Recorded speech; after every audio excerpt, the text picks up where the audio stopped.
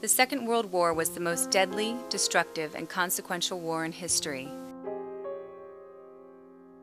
Historians estimate that World War II produced 55 million deaths, or almost 4% of the world's population at the start of 1939.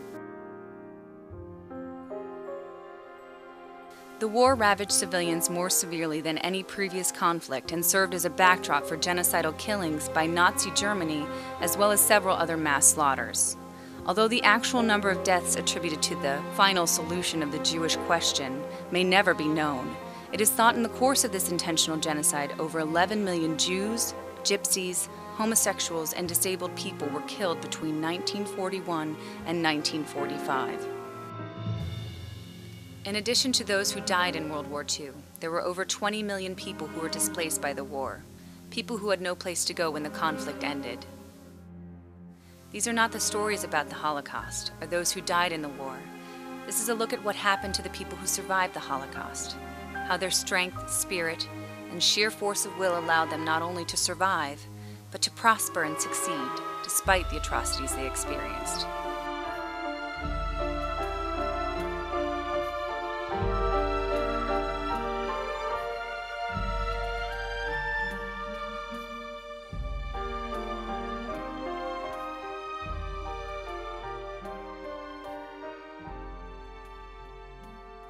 At the end of the war, in April 1945, I was on a death march from the Camp Sachsenhausen going north to the North Sea.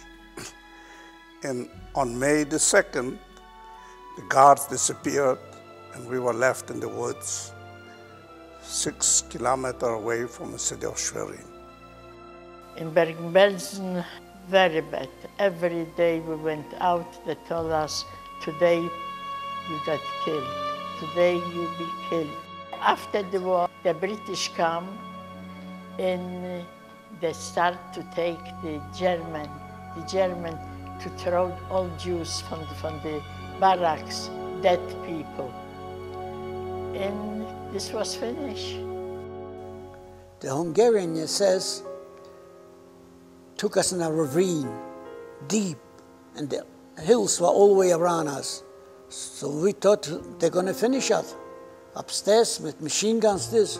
But during the night, there was a barrage of American tanks shooting right over our heads. That was May 1st, May 2nd in the morning. By daylight, we looked, there's no more guards. You didn't see the light. You didn't see nothing.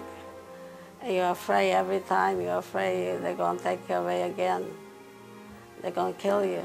And I saw people dying. It didn't make a good impression on me. I wish every time I would be dead.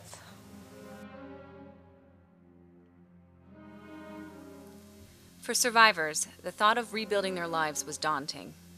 They had endured unimaginable circumstances surrounded by hunger, sickness, and death. Focusing on anything other than day-to-day survival was almost impossible. Anti-Semitism persisted throughout Europe, causing many to fear returning to their homes. They were liberated, but had not escaped the threat of death and danger. I want to go home. I was thinking, how far is to go home? And I didn't know. Then we were staying there. And starting, one died, the other died, because we didn't have food enough. They didn't tell us nothing, they just pushed us into the train. And when we came, then they had like people asking questions, are you a Polish citizen, or stuff like that. When you're a Polish citizen, they let you go. When you're not, they didn't let you go. Thousands of Holocaust survivors were uprooted by the war and eventually migrated to the American occupation zone in Germany. There they were housed in hundreds of refugee centers and displaced persons, or DP camps. Most of the people, the DP camps, after freedom that was a very difficult time. The first 4 or 5 months, particularly in 2 places. In Bergen-Belsen was one issue because That was the British there. And they didn't want to recognize the Jews as Jews. They wanted to recognize the Jews as Polish Jews because the issue of Palestine was a big issue. And the second thing is in Bavaria, where most of the survivors came out of the Buchenwald, Dachau, and things like that, the American army under General Patton didn't have any sympathy or any sympathy, so times were very difficult. They took us to Camp Mittenwald, an army base. From there, I spent about 2-3 weeks till they fed us. Some of them got sick, but the ones who didn't cheat to eat fat stuff or drink milk or other stuff, a lot of died from dysentery. Me, I says, I didn't want to liberate it to Spain, sitting in another camp. So I went down and took a train and started traveling. I wind up in Feldafing, also a DP camp. I spent one night, I says, it's not for me. And I was with my sister in Bergen-Belsen from 45 till 48. Normal it was a normal life, like a town. We went dancing and where the German was, everything we took over. As the Western world pondered what to do with displaced people, the survivors had to figure out where and how to live. Home, as they knew it, no longer existed. Driven by the hope of finding a loved one alive, many made the journey to their former homes and villages only to find them unsafe and in shambles. Some did not return. You know, we went back to our hometown and we were there in a Jewish house where he survived. And at night, some gangsters came in or whatever, nationalists, and my aunt jumped out the window and broke a leg.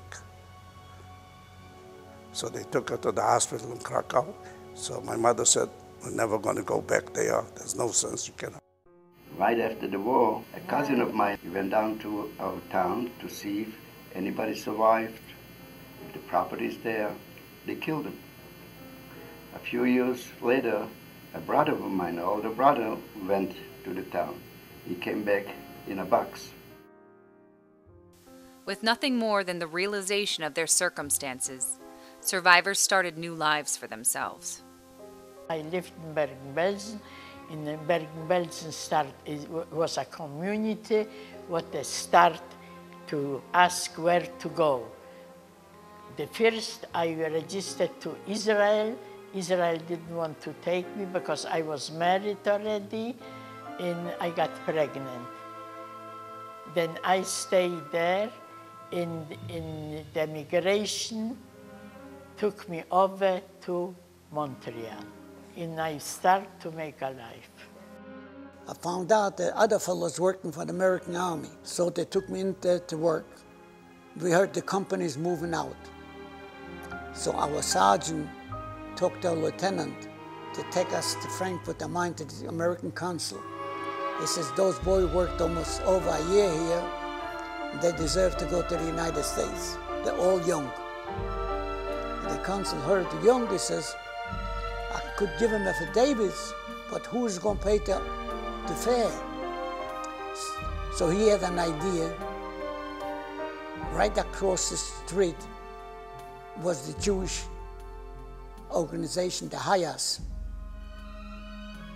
And the way he went in there, I got 7 affidavits, he says. Even their sisters could go to the United States, or their wives, from the one who worked for the army. And we went home with, maybe, who knows, within 2 weeks, we got passage to the United States to report in Bremenhaven. From there, we came to the United States. They came, they asked us, well, you want to go to Israel. In fact, we sent away some packages to Israel, but they said it's very bad. In Israel, you have to be in the tanks to sleep, stuff like that. As we decided, we stayed in one place. I went to to Linz to work in the Bricha. I was working there between Linz and Salzburg and Bad Gastein. So when I got to Linz already, my mother came already there. My mother was there, and she already found my father. So that my father was in a hospital after the war.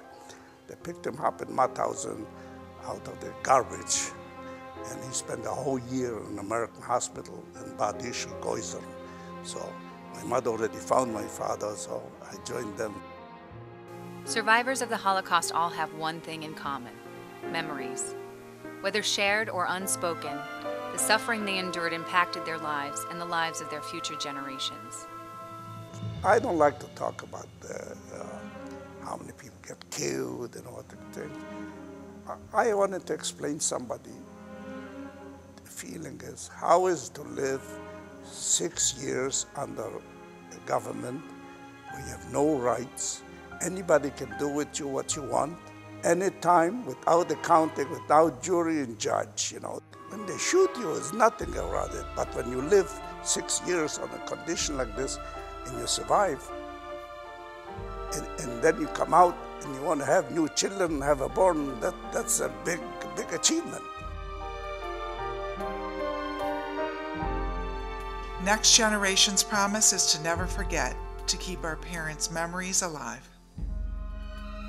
We thank them for their survival and strength. We pledge to keep their legacy alive. We honor them for their celebration of life and the strength of human spirit they symbolize.